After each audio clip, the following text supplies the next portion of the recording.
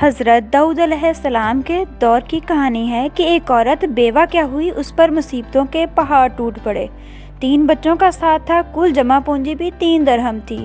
حالات سے مقابلہ کرنے کی ٹھانی اور بازار سے جا کر 3 درہم کا اون خرید لائی۔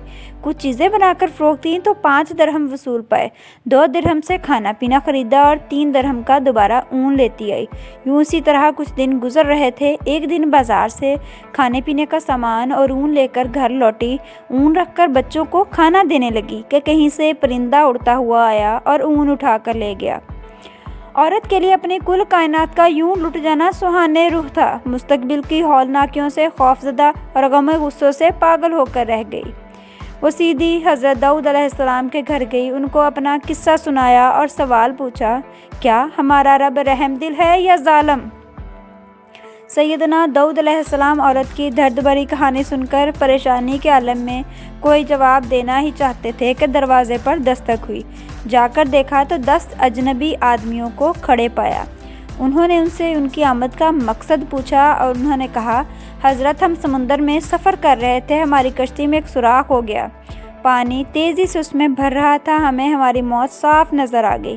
مصیبت کی اس گھڑی میں ہم میں سے ہر شخص نے عہد کیا تھا کہ اگر اللہ پاک ہماری جان بخش دیتے ہیں، ہماری جان بچانے کا سبب پیدا کر دیتے ہیں تو ہم سب میں سے ہر ایک آدمی 1,000 درہم صدقہ دے گا۔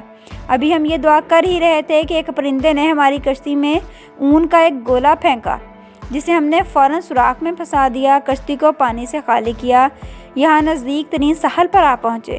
ہم کیونکہ یہاں اجنبی تھے اس لیے ہم نے لوگوں سے کسی معتبر شخص کا نام پوچھا تاکہ ہم وہ صدقہ دے سکیں۔ انہوں نے ہمیں سیدھا آپ کے پاس بھیج دیا، یہ لیجئے 10,000 درہم، ہماری طرف سے مستحقین کو دے دیجئے۔